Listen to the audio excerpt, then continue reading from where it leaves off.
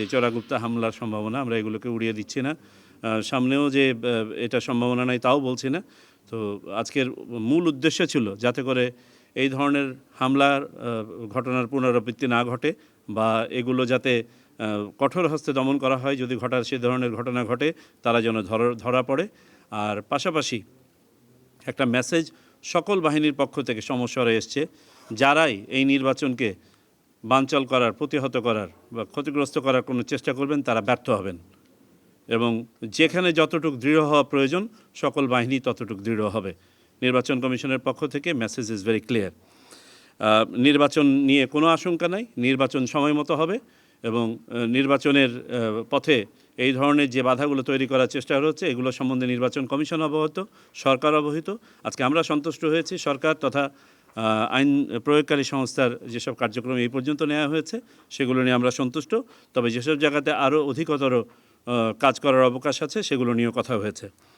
এর মধ্যে উল্লেখযোগ্য হচ্ছে যে আমরা কিছু এক্সপেকটেশনের কথা বলেছি যে ডেটারেন্স ক্রিয়েট করার জন্য অধিক সংখ্যায় চেকপয়েন্ট বসিয়ে সন্ত্রাসীদের কার্যক্রম লিমিট করা, তাদের চলাচল লিমিট করা, যেসব সন্ত্রাসীরা এখন বাইরে ঘুরে বেড়াচ্ছে তাদেরকে গ্রেপ্তার করা এবং আইনের আওতায় নিয়ে আসা, অবৈধ অস্ত্রসহ আপনার গোলাবারুদ যেগুলো আছে বাইরে, হারিয়ে যাওয়া অস্ত্র গোলাবারুদ যেগুলো আছে, যেটা আগেও বলেছে আজকে আবার পুনরাবৃত্তি করা হয়েছে, সেগুলোর ব্যাপারে অভিযান চালানো। আমাদেরকে আশ্বস্ত করা হয়েছে গতকালকে থেকে রেবেল হান্ট নামে যে অপারেশনটা প্রথমে হয়েছিল তার দ্বিতীয় ফেজ গতকালকে থেকে আবার শুরু হয়েছে। এটা সমন্বিতভাবে চলবে। গোয়েন্দা কার্যক্রমের উপর আলোকপাত করা হয়েছে এবং এই গোয়েন্দা কার্যক্রমের অংশ হিসেবে সংশ্লিষ্ট সকল বাহিনীর গোয়েন্দা উপাত্ত যাতে করে সমন্বয় করা হয় সেটার ব্যাপারে কথা বলা হয়েছে। বিশেষ করে আমাদের দেশের বর্ডার অঞ্চল সহ দক্ষিণ পূর্বাঞ্চল নিয়ে আলোকপাত করা হয়েছে।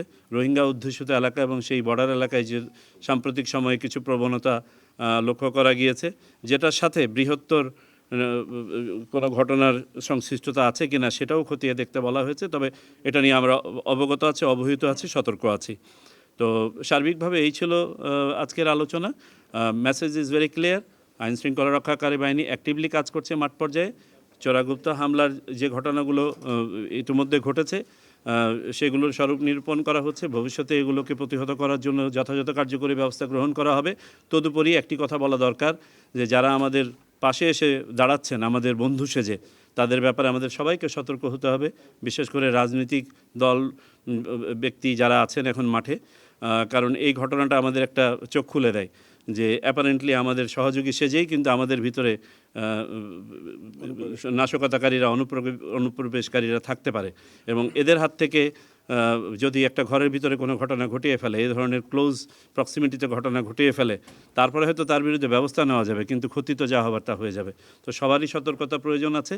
আর একটা বিষয় আলোচনায় এসছে যে বিভিন্ন বিশেষ করে রাজনৈতিক দলগুলো একে অপরকে দোষারোপ করে থাকেন এবং এই সুযোগে আপনার সন্ত্রাসীরা বা নাশকতাকারীরা যেন কোনো না পায়, ছাড় না পায়, সুযোগ না পায়।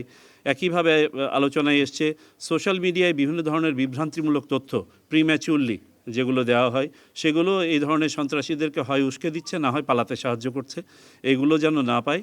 আইনশৃঙ্খলা রক্ষাকারী বাহিনীরা সচেতন আছে এবং তারা এগুলো নিয়ে কাজ করছে। সার্বিকভাবে এখন থেকে শুরু করে যাতে নির্বাচনী পরিবেশ সহনীয় থাকে। কিছু ঘটনা তো ঘটেই থাকে নির্বাচনের সময়, নির্বাচনকে সামনে রেখে, আর আমরা একটা বিশেষ পরিস্থিতির মধ্যে দাঁড়িয়ে সেগুলো যেন কখনোই নিয়ন্ত্রণের বাইরে না যায় এবং নিয়ন্ত্রণের মধ্যে থাকে। কোনো নাশকতাকারী যেন উৎসাহিত বোধ না করে এ ধরনের ঘটনা ঘটার। এটাই ছিল আজকের মেসেজ।